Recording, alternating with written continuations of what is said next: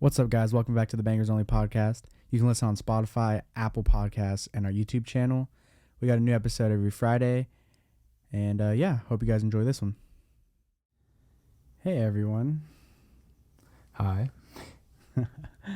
I think first off, I just want to take a second to acknowledge the state of the world today.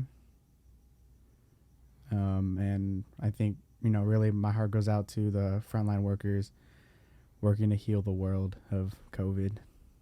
Yeah, and also we feel that it is our responsibility as citizens of this earth to stand up to racial injustices that are clearly present and that are at the forefront of people's minds at the moment. And to those who are feeling pain and suffering, specifically the African American community, we are here for you and your voices are heard. And we really hope that in these next couple minutes, you can allow yourself to just take a little mental break and join us as we talk about some music. Yes, exactly. So, so today we're thinking about doing something a little bit different. We're going to switch it up. And we're going to talk about a movie soundtrack. Yes, and as you can tell from the title, we're talking about The Dark Knight, a very popular film. I'd say one of the, I'm not going to make any, claims right now, but it's one of the best superhero films of all time. And Hans Zimmer is the composer for the score. And I mean, we could sit here and spend, like an hour talking about Hans Zimmer's history and everything he's done. But I mean, like, his works really speak for himself. The man did the Pirates of the Caribbean series, Interstellar, like that movie was a trip. Gladiator, great. Inception, you have to watch that movie like 20 times. And then obviously he did the Dark Knight trilogy. Yeah, I mean, some of the most memorable pieces of music, and not just in like film, but in general.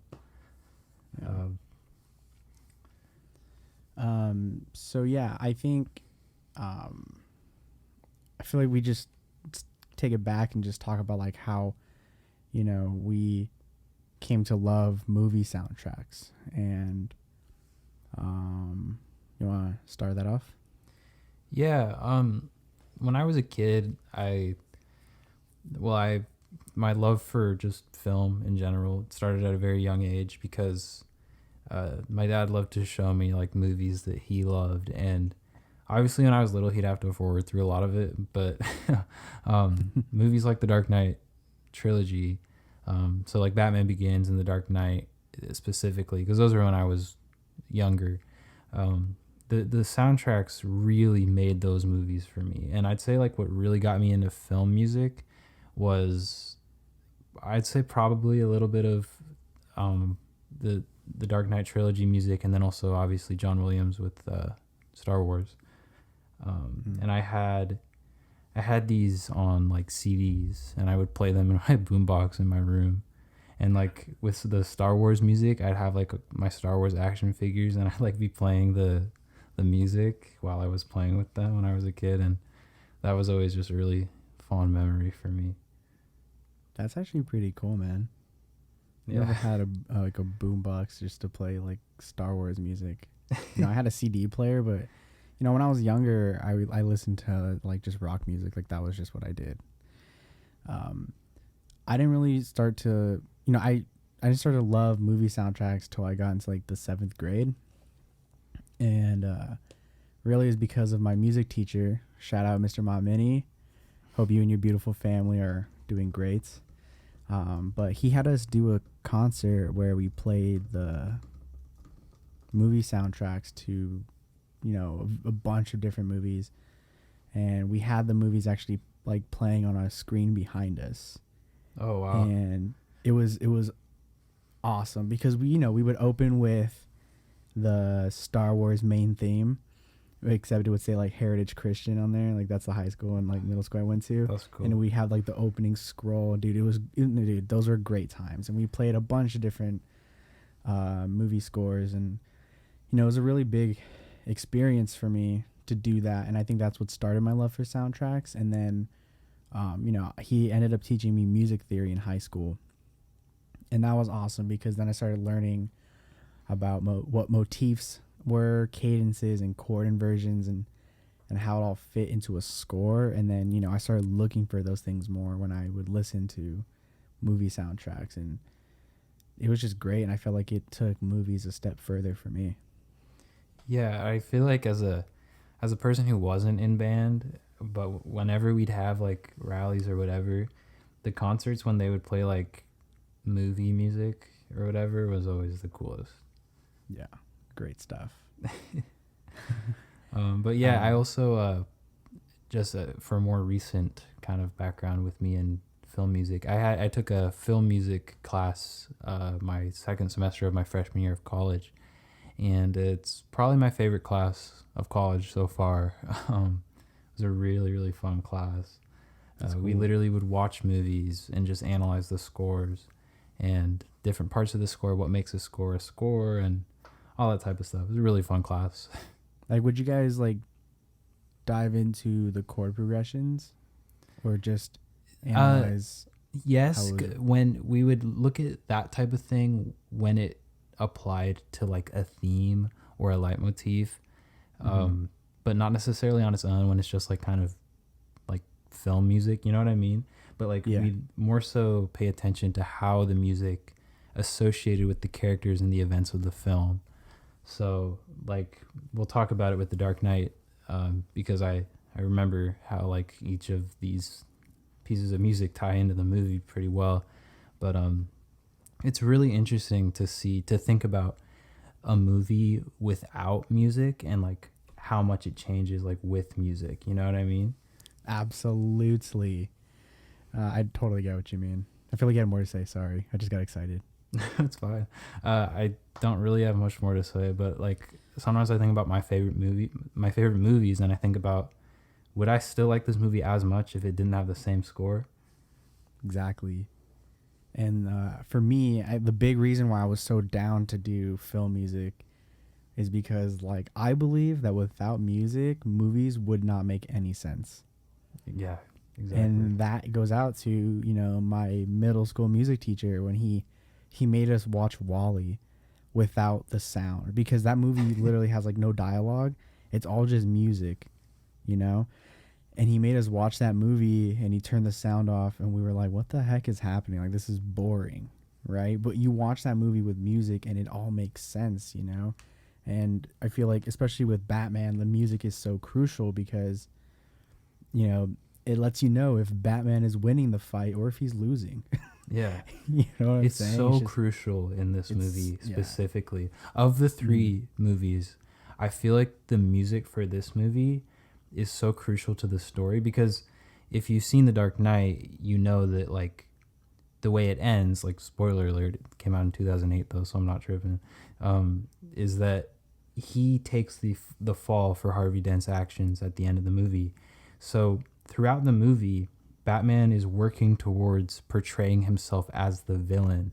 And so his theme throughout the movie, I don't know if you noticed this, but it's not your typical good guy theme.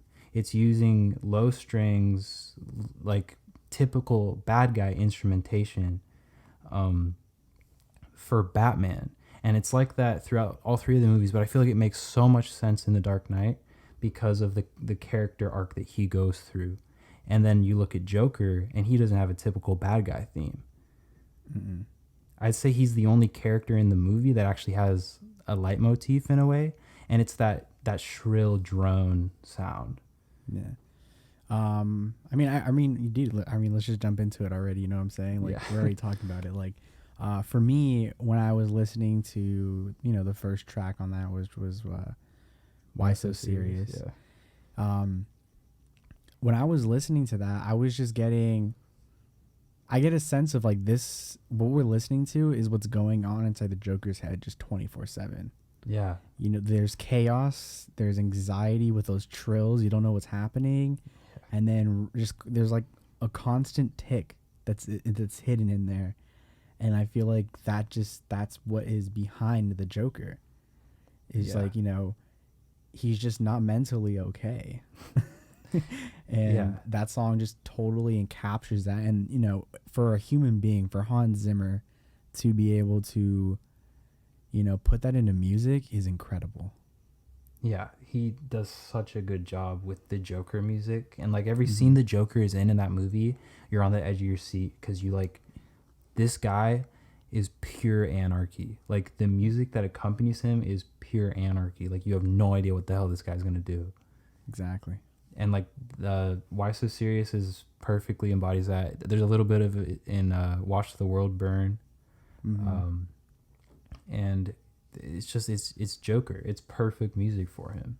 Yeah. And, you know, you know, as much as I agree with the fact that it just like it works so well for the Joker, like everything that was used in that song like worked really well too. Just like, you know, a build up to, you know, sneaking in some electric guitar in there, like all that distortion. Like, you know, you don't really hear that a lot into No, yeah, different scores, but like it worked so well, especially, you know, blending it in with a string section.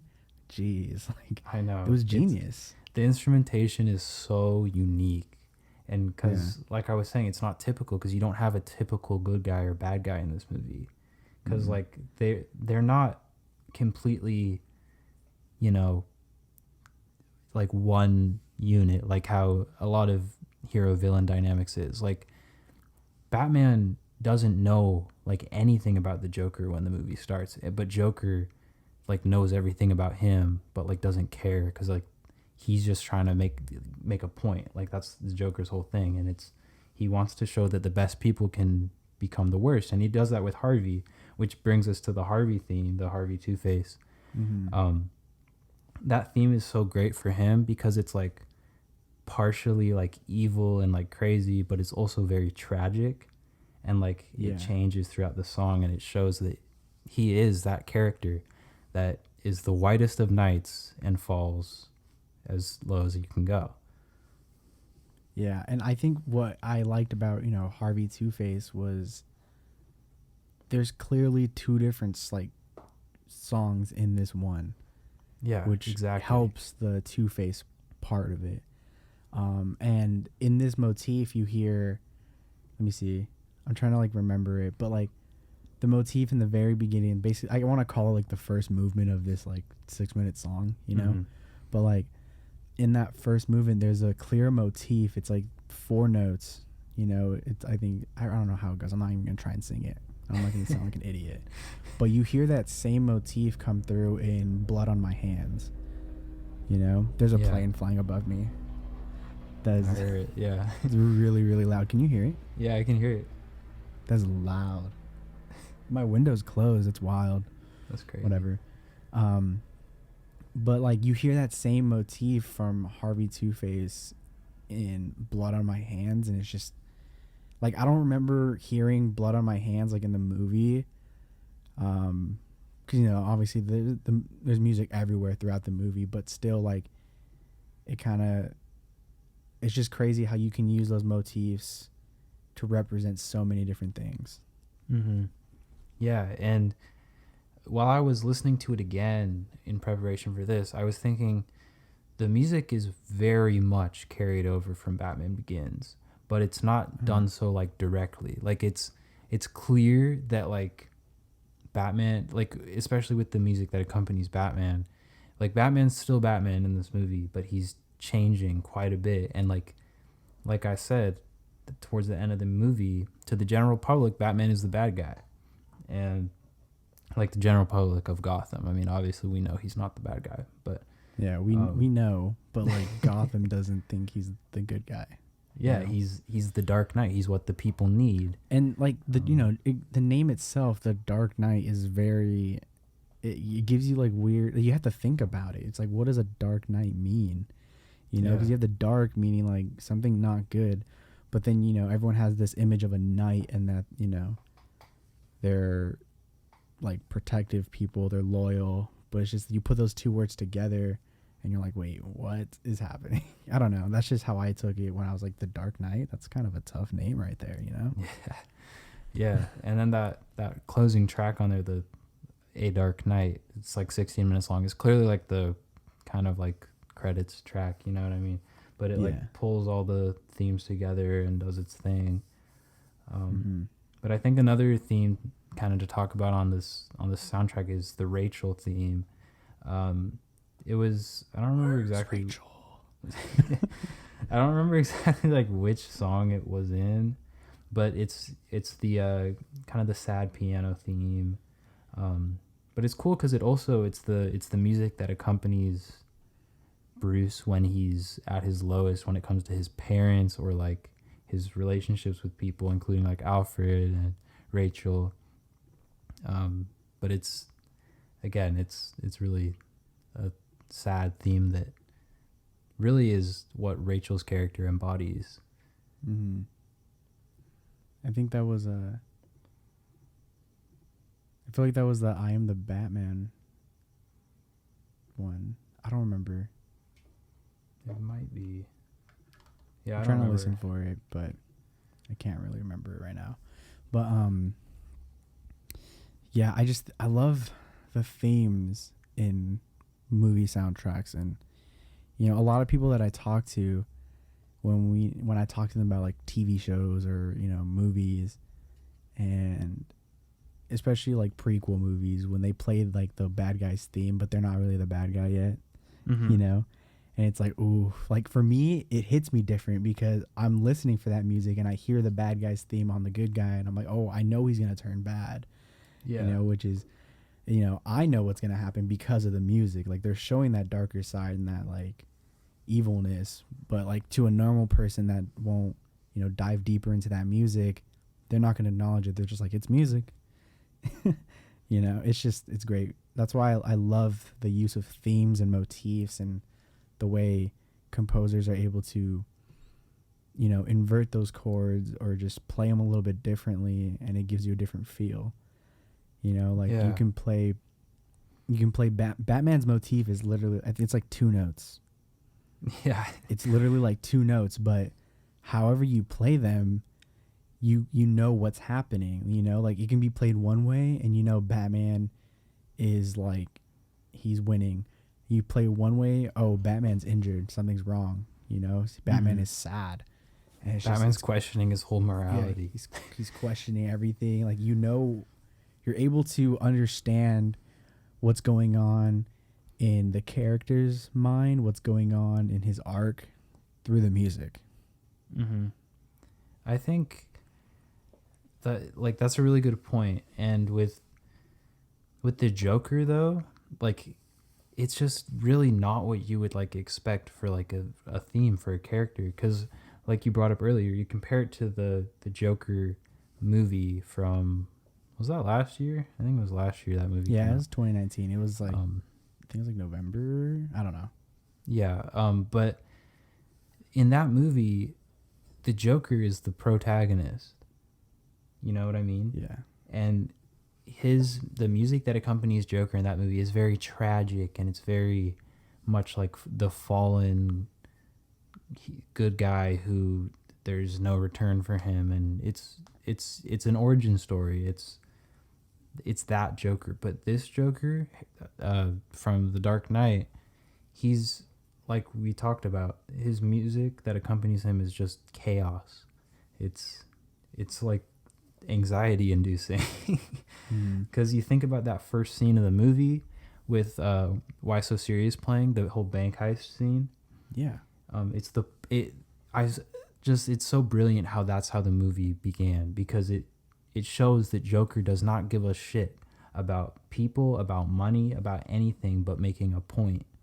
And that's what makes him so unpredictable, I feel like. Yeah.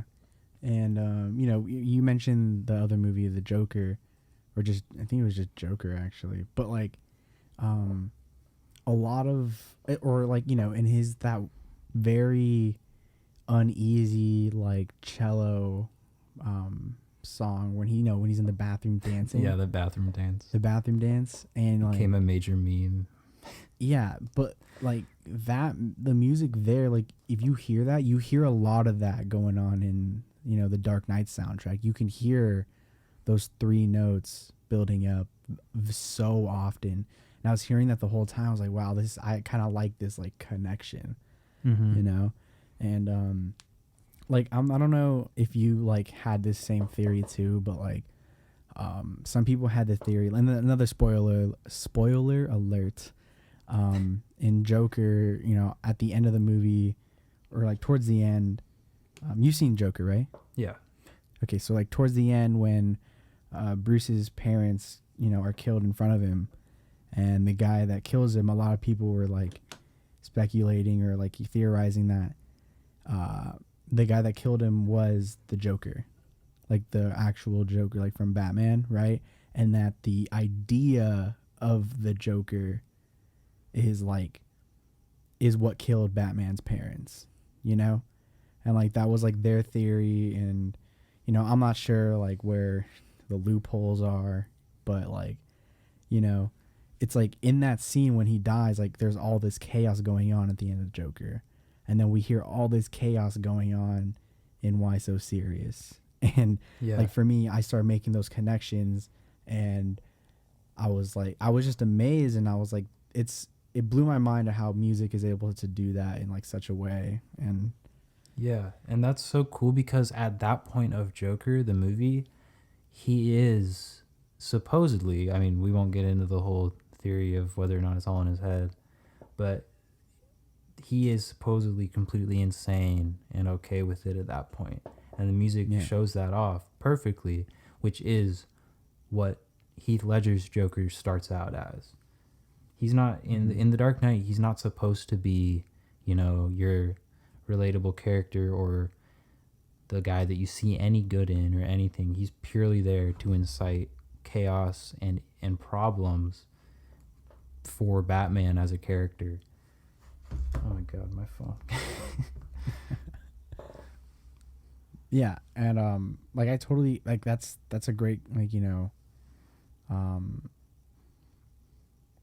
what was I gonna, what am I looking for, like not like it's not connection, but like, you know, thought of just like the fact that Heath Ledger's Joker, he's not like your typical, like he really shouldn't be like a relatable person, you know, No, like if you were he is, saying, like he you shouldn't. have some issues.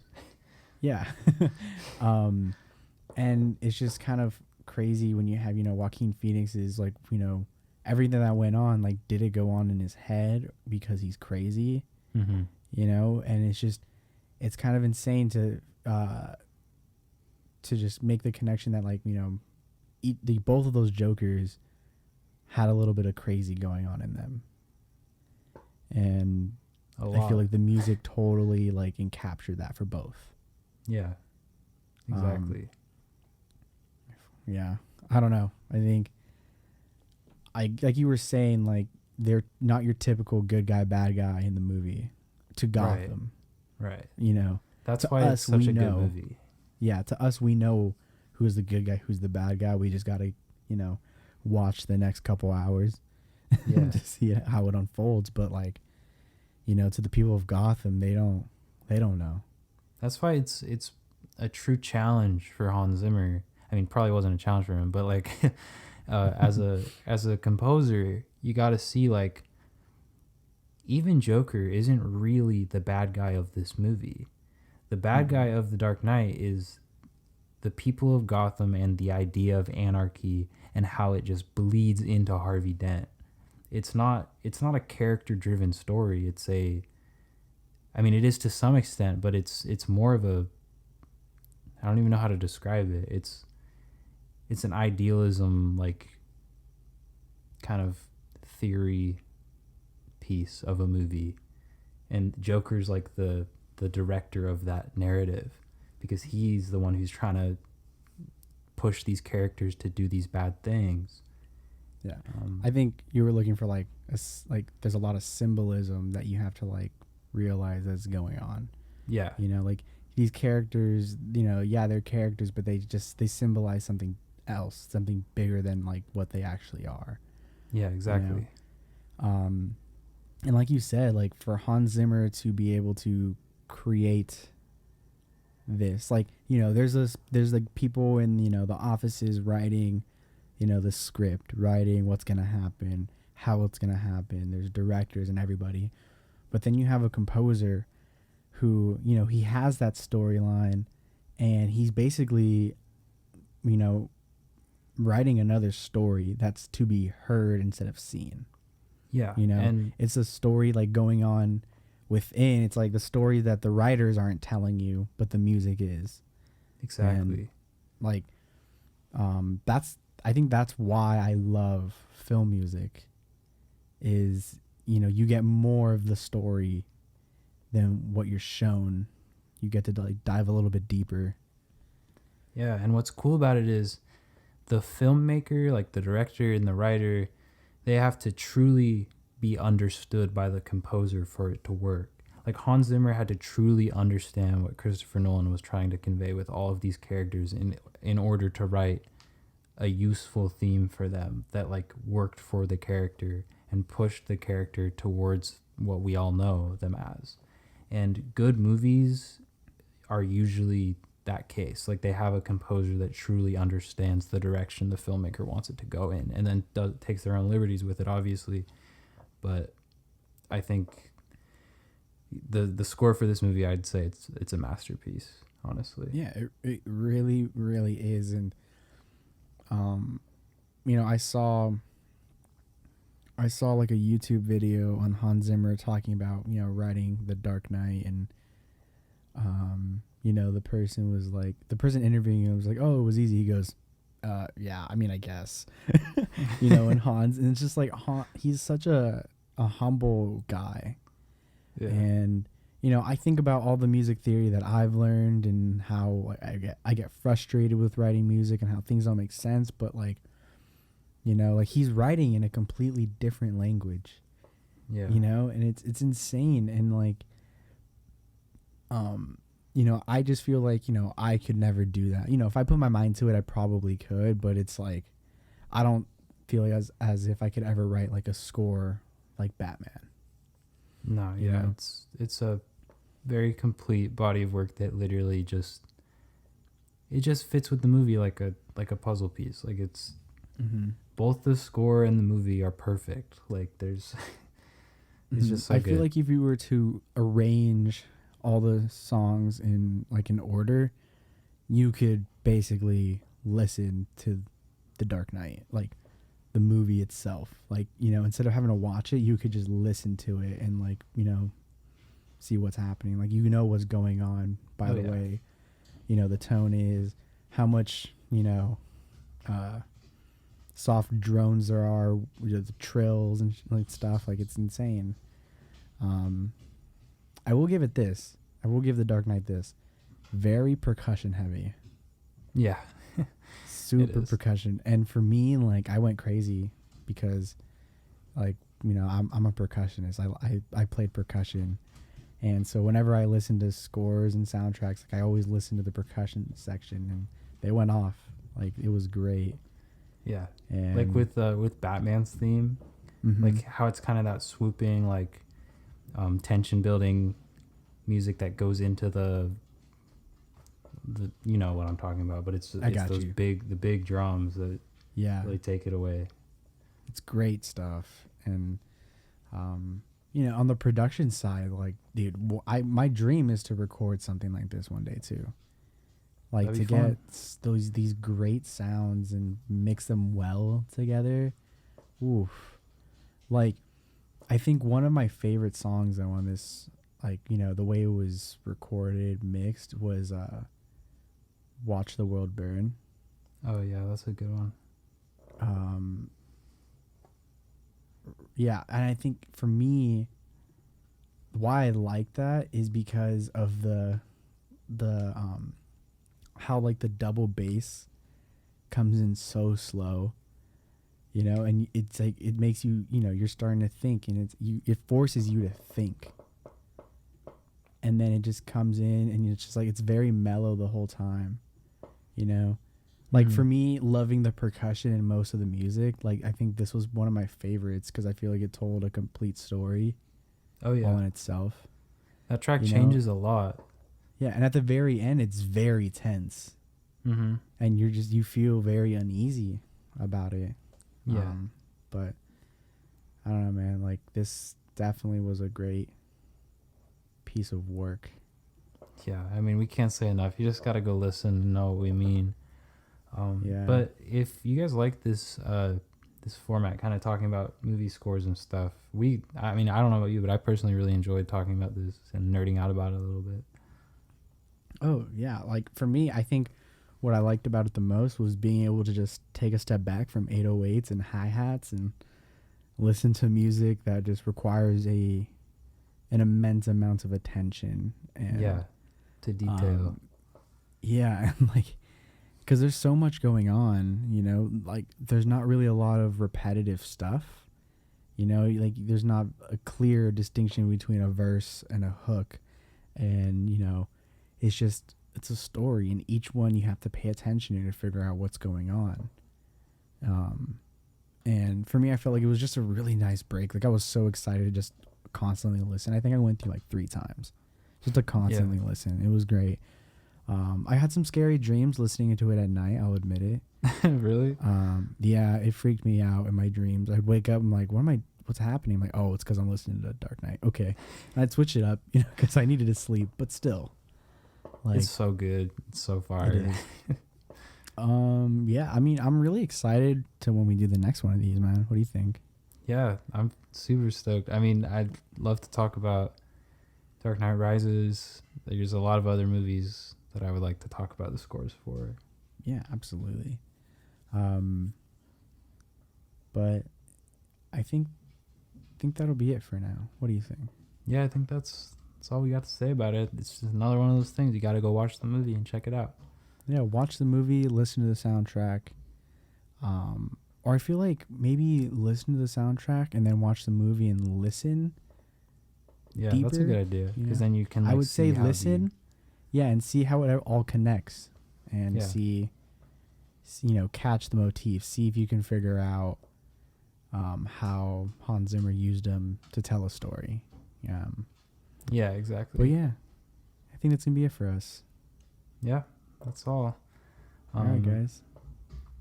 As always, I hope you guys enjoy your weekend, and I'm Clarke. I'm Adrian. Hope you guys have a good weekend. I already said that. You can cut that out. You already said that. Oh my god, dude. Okay, I'm the outro guy. We'll leave it to me. Yeah. All right, guys. As always, I'm Adrian. I'm Clarke. We'll see you guys next week. Peace.